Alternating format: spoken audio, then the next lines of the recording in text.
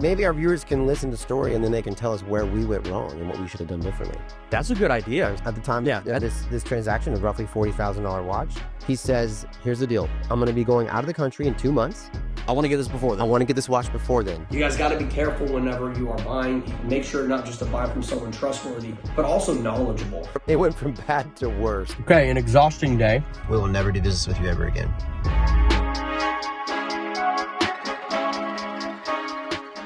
I just bought a $40,000 watch that ended up being fake.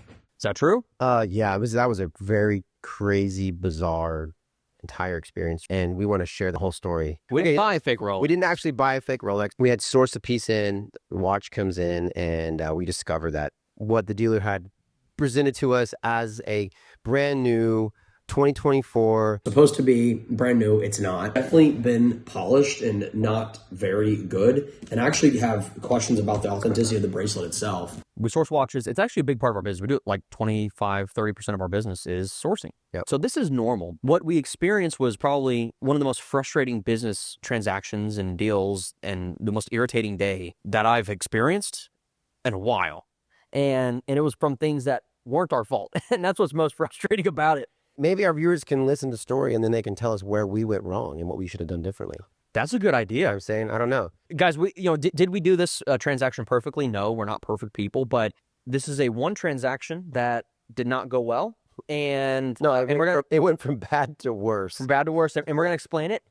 And then from that, just want to let you guys know, this is what we do. It's our business at AlphaCrown. If you're unfamiliar, we buy, we sell, we trade and consign secondary timepieces. And that's our expertise. It's what we do. And we've been doing it for a while, and we love it. So if you're interested in doing business with us, please let us know. But with that said, we hope you enjoy the story. So we have a client of ours who's a VIP client, and the very first watch that he ever purchased from us was an AP Royal Oak 26331 BA. That's yellow gold with a blue dial. There's two different dial combinations you can do. You can do the blue or the green. Absolutely stunning piece. Over $100,000. His very first purchase with us. And it went flawlessly. It was a great transaction. He saw us online. He reaches out. He comes in. We talk. He says, sounds good.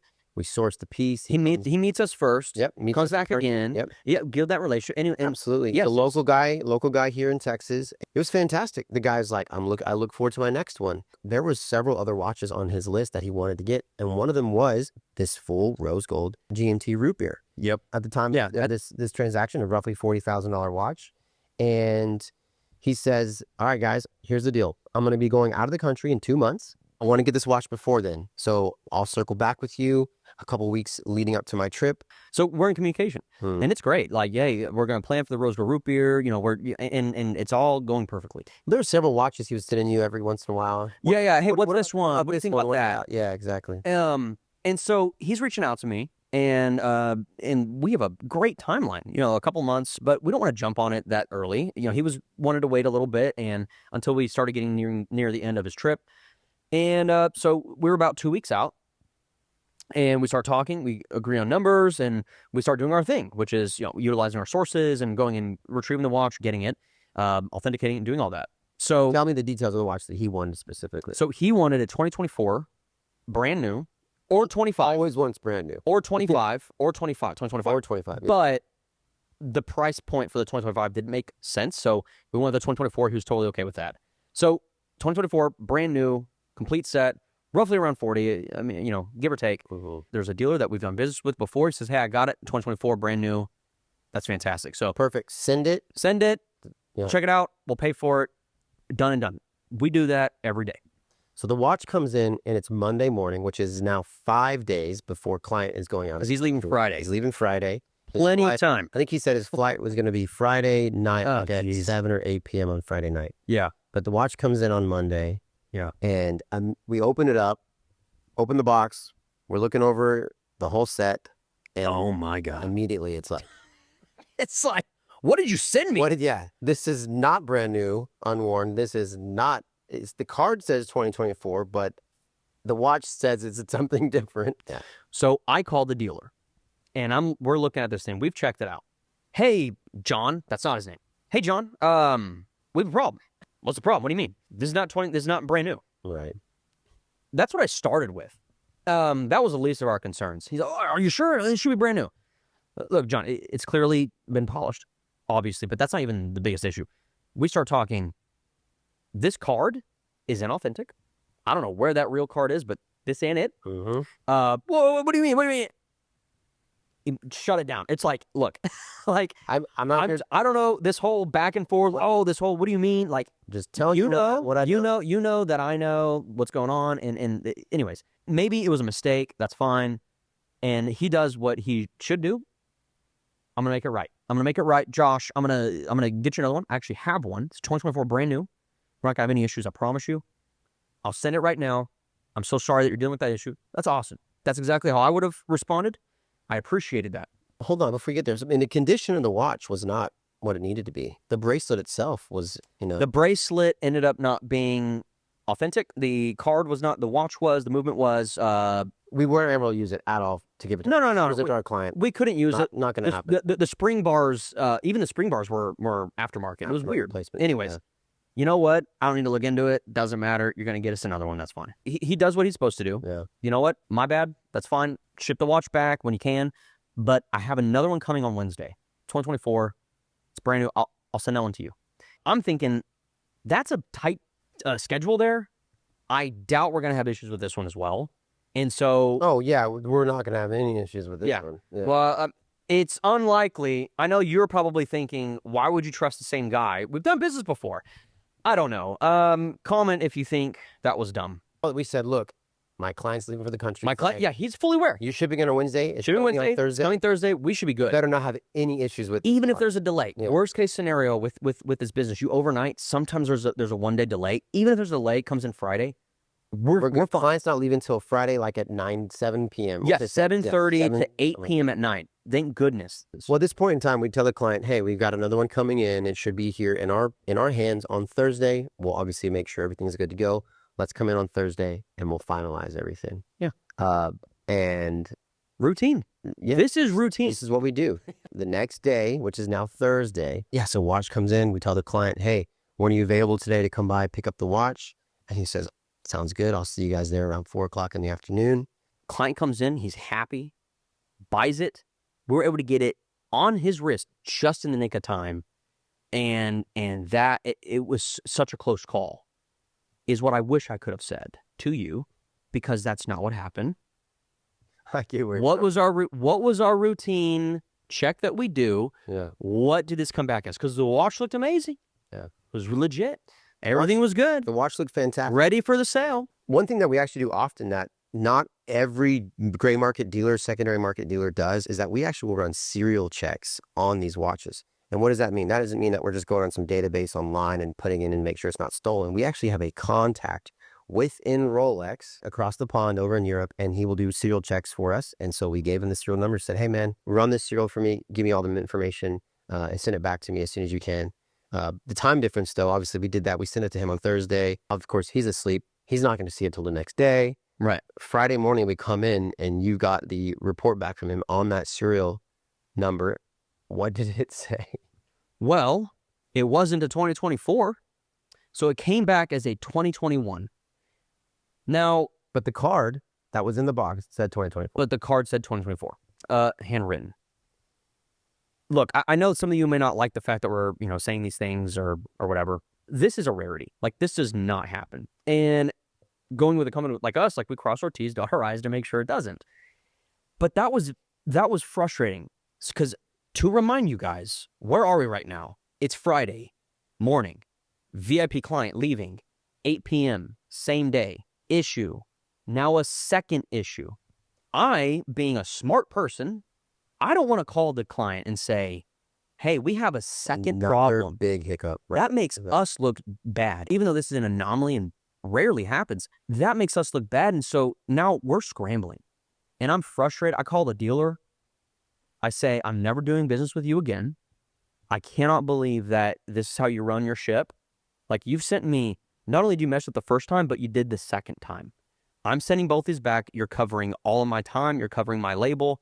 I was irritated. Yeah, it cost us money. I was irritated. We're now going to lose a VIP client and do a turd load of work. Well, it was just like, for no reason. Literally, I'm like, what do we do now? What are the chances that someone, let's start looking around locally. We scramble. We're what we do. We have, not this point in time, we have about 7 or 8 hours. So I call Marco at Grand Caliber. They don't have one. I call Noah's Fun Watch and Jewelry. Yeah. If you guys are up in Frisco, Noah's is awesome. Yeah, Ari over RVRs. Are at RVRs. We call multiple. Nobody in the DFW Metroplex. Mark Samuels. Yeah. No. Well, again, because no we're looking for brand new 2024. Brand new 2024. Yeah. The margin is so small for what we're trying to find. So we're getting down to the wire. Spent about an hour making phone calls. So now that we've exhausted all of our local contacts, we're thinking like maybe we can fly somewhere. Maybe we can fly to Miami. Maybe we start looking at the flight times. It doesn't make sense. We're not going to get back in time. Michael goes, well, do we know any dealers that are maybe not in this area, but maybe Austin, close enough? San Antonio, Houston, like who do we know? Yeah. I listed off some names and you're like, well, let's start seeing, let's call around. So we start calling dealers in Houston. No. Hey, do you have this? No. Okay. We start calling a couple dealers in Austin. No. All right. Eventually call good buddy of ours in San Antonio. Hey, I know you probably don't have this. I need a 2024 brand new rose gold root beer. I need it now. And I need it today. I have one. Yeah. Okay, good. But what's the price? Gives me the price. That's cheaper than what the original one was for. So we immediately. Yeah. I'm like, Michael, are there flights? Yeah. So I'm like, we could pull this off. I hop on the computer. I look at flights. There's a flight leaving from Love Field. Yeah. In an hour and 10 minutes. That was the closest. We're literally sitting in the office right here. Yeah. And I'm like, okay, we have an hour and 10 minutes. It's worth a shot. Book the flights. We hop in the car and we start booking it. Well, we have to, so because we have to wrap everything up. We put the watches away. We've set the alarm, all that. We're out of here. And we're like trying to get out. Yeah. Okay, so we're about 3 minutes away. We keep forgetting to film just because it's a very stressful situation. But the flight, we booked the flight, but we had to leave immediately. I'm only going to have about 20 minutes from the time he drops me off to get onto the plane. Very last second. I'm hoping we can make the flight. If we don't make the flight, then we have no recourse. I'm going through baggage. I'm trying to strategize. There's 8 lines, and I'm like, which one's shortest? Who's faster? Go through security. Yeah. Check. I'm trying to go through this. Plane is leaving in 15 minutes. Plane's leaving in. I'm just waiting here in the cell phone lot for Josh to either give me a thumbs up or a thumbs down. If it's a thumbs down, then I'll have to swing back around and pick him up from the terminal. Things we do for our clients. We appreciate you guys. We appreciate your business. Here I am running through the airport. Ran, just made it in time. So we're boarding right now. 1.5 hour flight to San Antonio. Go and pick up what I need to pick up, and then immediately turn around and then come right back. I'm out of breath because I ran. Finally get onto the plane.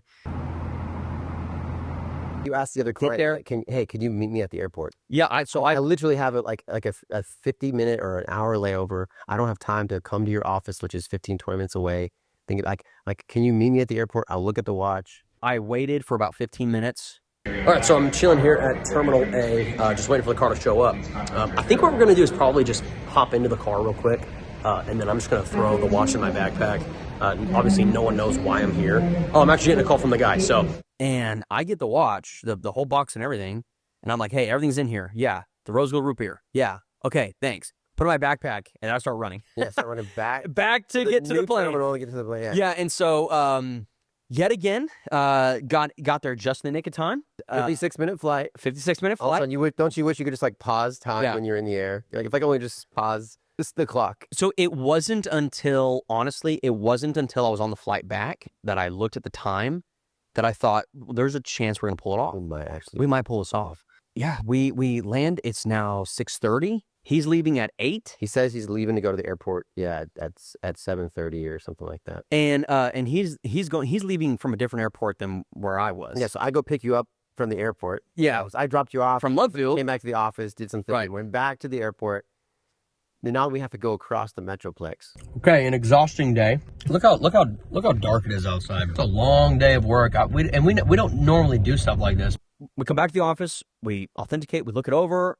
All right, everything checks out. Grab our tools because we need to size it for him when we meet up with him. Yeah. Right. So we said, hey, do you think you'd come here? Before your flight? Maybe we can meet you at the airport. And he's like, no. He's like, I don't have that time. And we ended up meeting up. It's dark. We met at 7:30 p.m. at a Starbucks. What's funny is not only did he buy the rose gold root beer, he requested that we bring a certain Jacob & Co. that we had, that he also purchased right on the spot. Yeah. So the moral of the story is that when everything is bleak, you can still come out on top. In all seriousness, that was a crazy, wild run. That was so irritating. And it ended up working out. So we have a happy client, and we have a happy client. Yeah. And if you watch this video, he's going to learn the whole story. Yeah, he has no idea what all went into that.